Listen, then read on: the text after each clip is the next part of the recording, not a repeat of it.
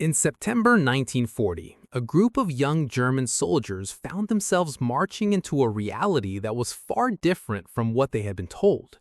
For months, they had been fed stories about Britain, stories of a hostile, terrifying land where captured soldiers were beaten, starved, and humiliated.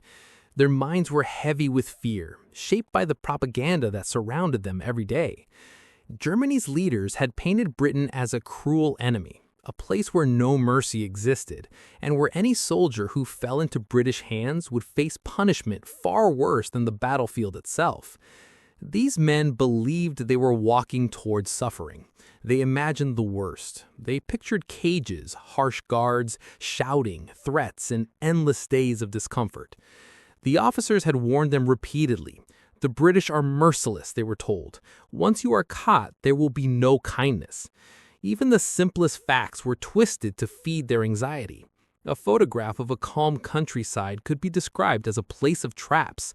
A quiet village could be a site of spies and punishment.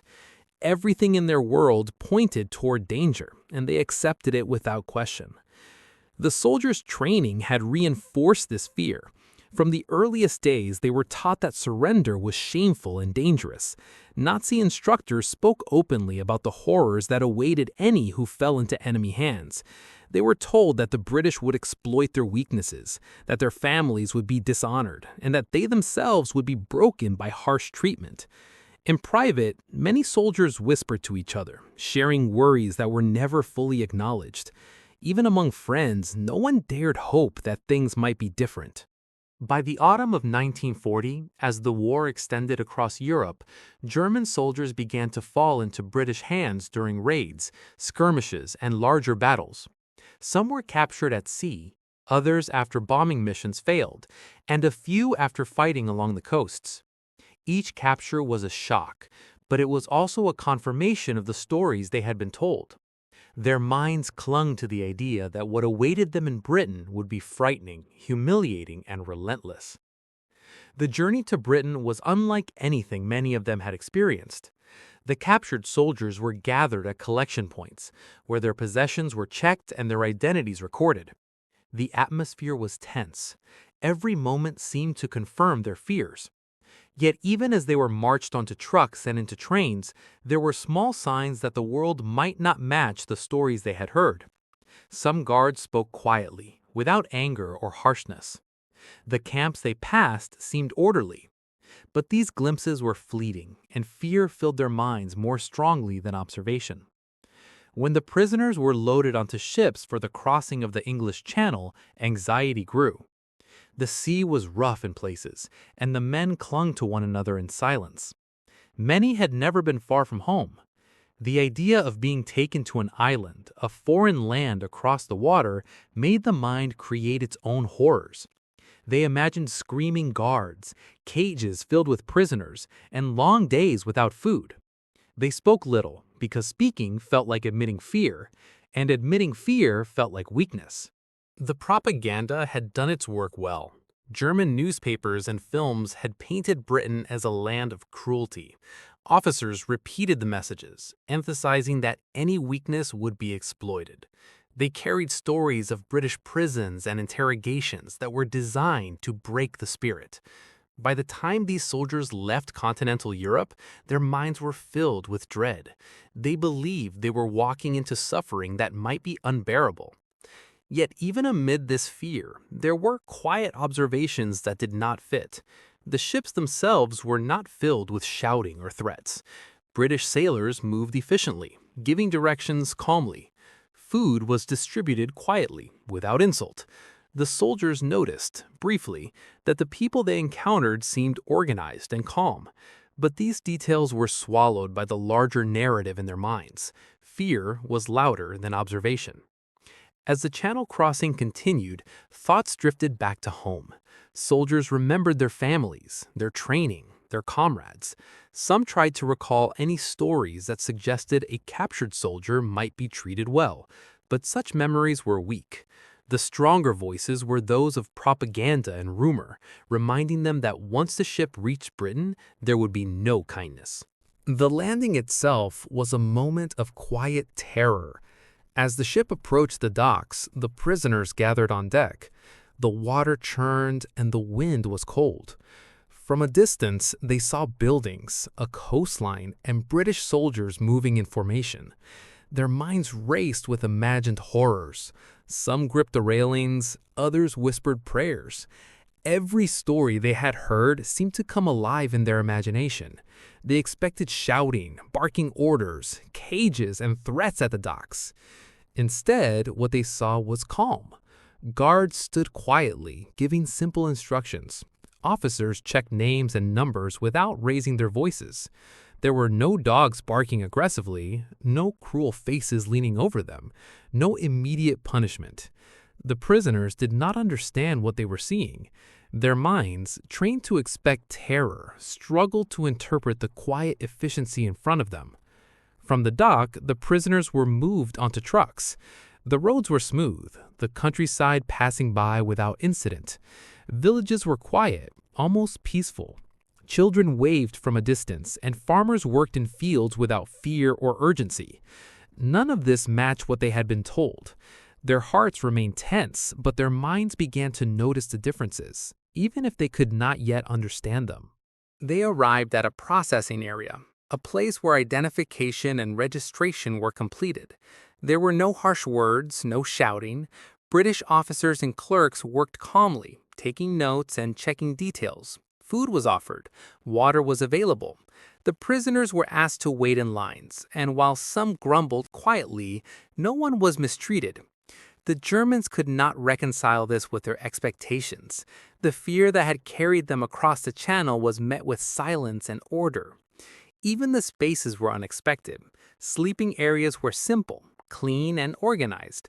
Beds were made with sheets, floors swept, and everything in its place.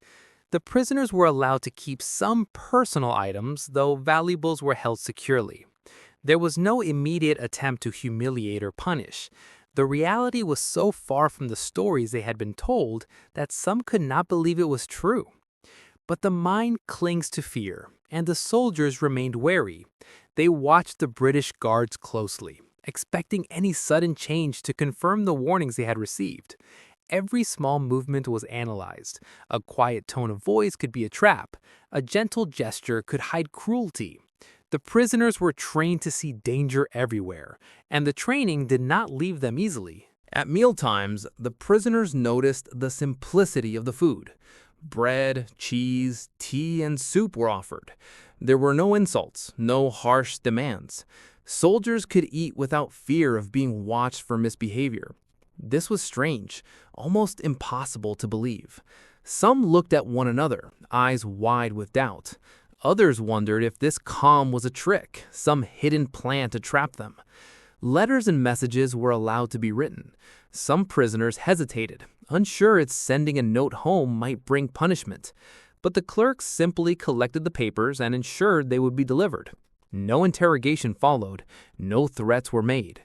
The prisoners began to see that the world they had imagined, the one full of fear and cruelty, was not the reality they faced in that moment. The guards themselves were a source of confusion. They spoke in soft tones. They did not shout. They allowed prisoners to walk freely within designated areas. Some offered small gestures like helping carry a bag or pointing to a building. These acts were not designed to humiliate or control. They were simply ordinary actions in a system that was organized and efficient. The prisoners were not prepared to interpret kindness. Even the rhythm of daily life was different. Roll calls were conducted calmly. Meals were scheduled but not rushed. Rest was allowed. There were rules, but they were fair and consistent. The prisoners had expected chaos, cruelty, and disorder. Instead, they found order, quiet, and routine. The contrast was almost unbearable. Their minds had been filled with terror for months, and now that terror had no clear object. Many prisoners tried to make sense of it by recalling their own memories. They compared what they were seeing with what they had been told. Officers' warnings, newspapers, films, and whispers from comrades had created a world of fear. Now that world did not exist. They began to notice details more closely. The way meals were served, the quiet voices of guards, the cleanliness of buildings. Each small observation chipped away at the certainty they had carried. Some soldiers attempted to test the rules. They stepped slightly outside the lines or spoke without permission. Nothing happened. The quiet, controlled system responded predictably and calmly. No one was punished for small errors. This further confused the prisoners because their minds were prepared to see danger at every turn. Each calm response was another challenge to the fear that had been built so carefully. By the evening, the prisoners were settled into their assigned areas. They lay on their beds, quietly observing the rooms around them. The air was still. The sounds were ordinary. Footsteps, quiet voices, the occasional murmur of conversation.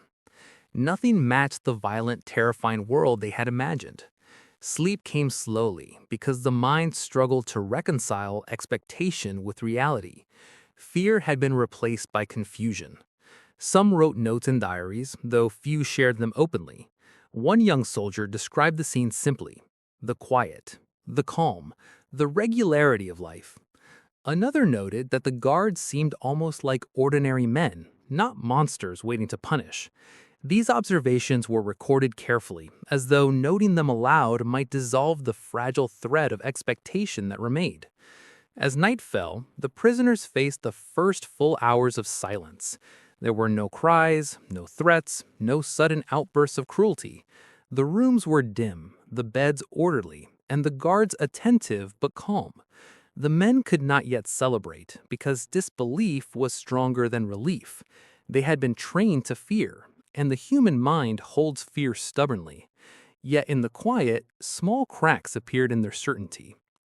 The journey that had begun with dread and terror was not over. The prisoners knew that this was only the first night, only the first encounter with Britain. Their minds were still filled with stories of what might come. They were not yet sure if this calm was real or a prelude to suffering. Yet one thing was undeniable. The world they had expected, a world of shouting, cruelty, and punishment, was not waiting for them here. Instead, there was quiet, and that quiet was strange, almost unbearable in its unfamiliarity.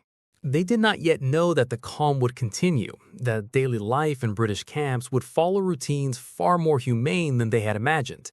That understanding would come slowly as each day passed and the contrast between expectation and reality grew stronger. For now, they faced the unknown. They were prisoners of war, yet not of terror. They were entering a land that was different from everything they had been told, and the first night left them suspended between fear and disbelief. And so, as the prisoners settled into the quiet of their first British night, the tension remained. The mind waits for confirmation, for evidence that fear was justified. But in the stillness, there was none, only the silent observation of calm, of order, of a world that did not match the stories they had carried for so long. The next day would bring movement, work, and more details that would deepen the confusion. But for now, the first night in Britain was marked by a quiet that spoke louder than any threat. A quiet that left these soldiers wondering what, if anything, they had been taught to expect. And then, as dawn approached, the first signs of the camp stirring reached their ears. Footsteps, soft voices, the distant sounds of life continuing without the terror they had imagined. They were on British soil. They were prisoners, yet the fear that had guided them across the channel found no home here, only silence. The dawn was quiet. The prisoners stirred, still unsure what to expect. Outside, the camp came to life. Footsteps moved along gravel paths. Voices were calm, almost soft. There was no shouting, no urgency, no anger. The German soldiers had expected chaos, yet the world they entered was orderly, almost peaceful. Their hearts beat fast, not with fear, but with confusion. Breakfast was simple. Bread, butter, and tea were placed on tables. Soldiers moved quietly, finding seats where they could. There was no pushing, no command to hurry, no punishment for being late. A young German noted in his diary that the food was adequate, not luxurious, but simple and regular. He wrote that he felt a strangeness of being treated almost normally. This was not the harsh world he had been warned about. The guards were patient. They walked among the prisoners without raising their voices. They gave instructions clearly and then stepped back, allowing the men to follow them at their own pace. Some German soldiers waited, uncertain if this calm was a trap. They watched every gesture, every glance, expecting cruelty. When none came, they began to notice the patterns of life in the camp. There were rules, but they were fair and consistent. The day continued with small routines that confused the prisoners. They were assigned tasks around the camp, cleaning, maintenance, working in the fields, but always with clear instructions and a steady pace. No one shouted. No one punished mistakes harshly. If a tool was dropped, it was simply replaced. If a task was done slowly, they were reminded politely and allowed to try again. This ordinary, quiet approach was almost unbearable to the minds trained for fear. Some prisoners whispered among themselves, comparing what they saw with the stories they had been told. One said quietly, "This is not what we expected." Another replied, "Perhaps it is a trick." The idea that British treatment could be simple, fair, and orderly was difficult to accept. Their training had prepared them for cruelty at every turn. Now they were learning that fear had no home here. Meals continued to reveal the differences between expectation and reality. Soup, bread, and vegetables were offered. Portions were reasonable, and there was always enough to eat. Soldiers could sit together quietly, talk if they wished, and eat without fear of insult or punishment. One man, who had expected starvation or humiliation, later wrote that the act of eating in peace felt almost shocking. Food had been a source of dread in his imagination. Now it was ordinary, almost comforting. Even the sleeping arrangements were unfamiliar.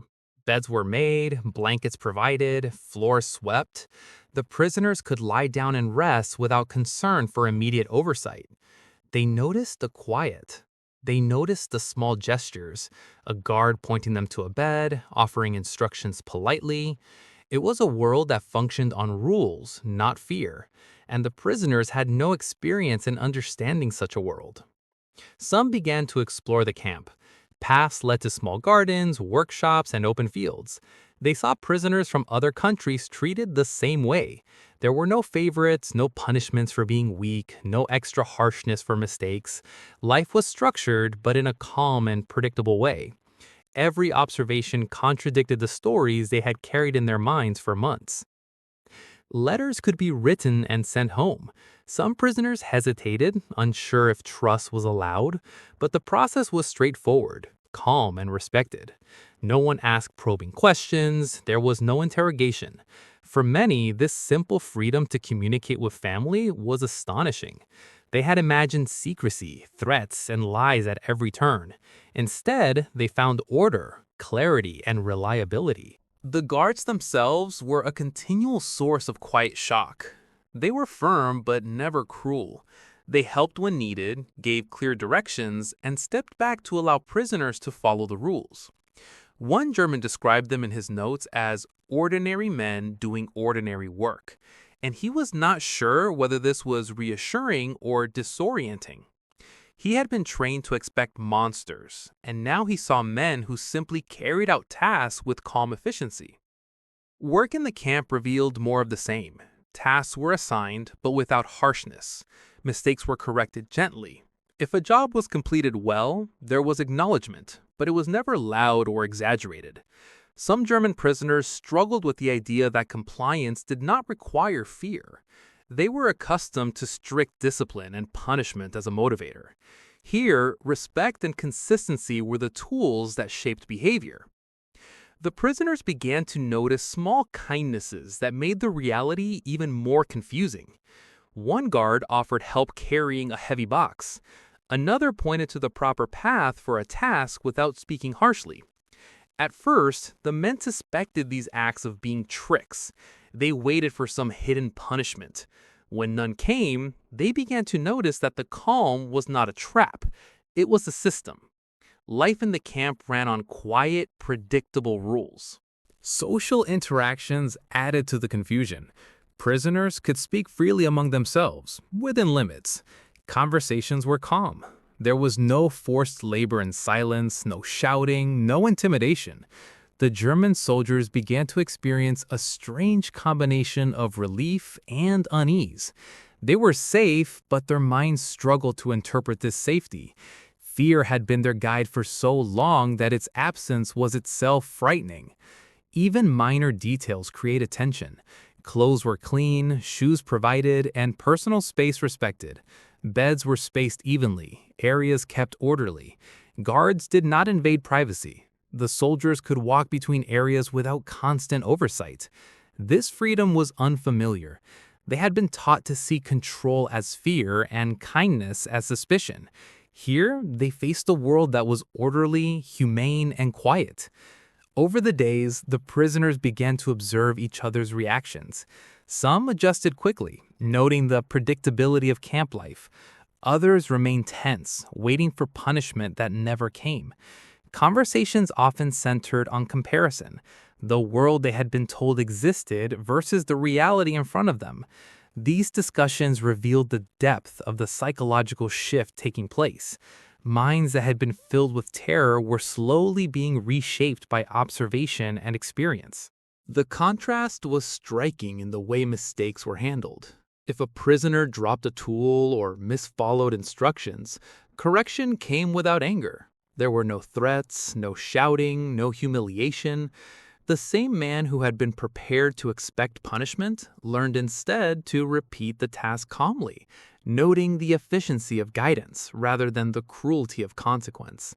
This experience challenged everything he had been taught about authority and control. Meals continued to reinforce the sense of disbelief.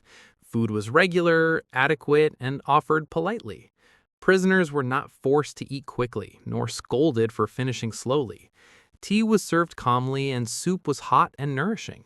One young soldier noted in his diary that eating in silence and peace felt unnatural. It was not happiness exactly, but a quiet acknowledgement that the world could exist without cruelty. Sleep came more easily over time. Beds were comfortable enough, rooms orderly. The prisoners no longer feared sudden harshness in the night. They began to notice patterns, a guard walking a predictable path, a schedule followed without deviation. The rhythm of life was calm, almost boring in its reliability. Yet this very reliability was a shock. They had been trained to live in fear, and here there was none. Work details offered another lesson. Prisoners carried out tasks in fields, workshops, and kitchens. Each job had rules, but they were simple and consistent. Assistance was available, but never intrusive. If someone asked for help, it was given politely. The men began to understand that cooperation and order could function without cruelty. This understanding was slow and often accompanied by doubt.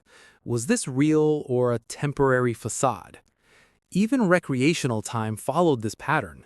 Prisoners could walk, play simple games, or engage in conversation. There was no enforcement of harsh rules beyond maintaining order. No one shouted, no one punished. The German soldiers observed each other, noting reactions. Some adapted quickly, others clung to old fears. Yet all began to experience the same quiet reality. Fear was no longer necessary to survive. Letters and messages continued to arrive and leave. Families were reassured that their loved ones were safe. Prisoners wrote home, describing the calm, the routines, and the small kindnesses. Some were cautious in their words, unsure if honesty might provoke punishment. Others wrote openly, recording what they could not yet fully understand. The British treated them as human beings. Over weeks, small acts accumulated. A guard helped with a bundle of laundry. Another pointed to the correct path to work. Meals continued on schedule. Beds were made and rooms cleaned. Rules were followed, not enforced through terror, but respected for their clarity. The prisoners began to internalize the quiet rhythm of life. They still carried fear, but it was no longer the guide it had been. Historical records from diaries and letters confirm this slow transformation. One prisoner wrote, "I expected cruelty, and instead I found order. I cannot explain it. It is as if fear itself has vanished, leaving only calm." Another noted, "I watch the guards, I watch the routines, and I still wait for punishment. but it does not come. Perhaps it never will. These observations, simple and quiet, reveal the deep psychological impact of the experience. Over time, prisoners began to question the propaganda that had been taught. Stories of British cruelty no longer fit the daily reality. Fear had been built in their minds for months, yet it found no confirmation. The human mind had been trained to expect the worst, yet the worst did not exist. This realization was gradual, subtle, and sometimes unsettling. By the second month, the prisoners had adapted to camp life, but not without reflection. They observed the efficiency, the calm, the routine. They saw that the guards, though armed and responsible for security, were ordinary men following rules, not monsters seeking to punish. They began to understand that fear had been constructed artificially, by stories, training, and repetition. Small acts of kindness continued to surprise them. Food, guidance, opportunity to write home, and respect for personal space became part of everyday life. The German soldiers began to recognize that survival did not require terror, and obedience could exist without punishment. They learned, slowly, that fear can be taught, and it can also be dissolved through observation and experience. The prisoners began to talk quietly about their experiences. They compared notes, shared diary entries, and reflected on the differences between expectation and reality. They noted the strange sense of disorientation that came from being treated well when they had prepared for cruelty. One wrote, "It is not joy I feel, only confusion. I do not know how to respond to kindness I cannot understand." As months passed, the shock of the first days gave way to quiet understanding. Prisoners knew the routines, they knew the rules, and they learned to navigate life without fear. They realized that the world they had imagined, the one built from propaganda, rumor, and imagination, was far from the reality of British camps. Order, fairness, and calm could exist even during war. This experience changed them deeply. They began to question the lessons they had been taught. They began to notice that fear can be manufactured and that belief can be manipulated. The calm, the order, the silence of British captivity left a lasting impression. Many wrote that their time in the camps reshaped their understanding of human behavior, authority, and trust. Yet, even as understanding grew, the memory of fear remained. They remembered the stories, the warnings, and the dread that had filled their journey. That fear did not disappear entirely. It became a measure of how much the mind can be shaped by expectation. They understood now that what they had been taught to fear was not real, and that calm and fairness could coexist with war. The silence of the camp, the calm routine, the quiet voice of guards, the orderly meals, and the respectful treatment, all of it combined to teach a subtle lesson. Human beings can be misled by fear, and reality may differ completely from expectation. For these soldiers, this was not a lesson in comfort or ease, but in observation, patience, and reflection. As the prisoners lay in their beds at night, they thought about the months before capture.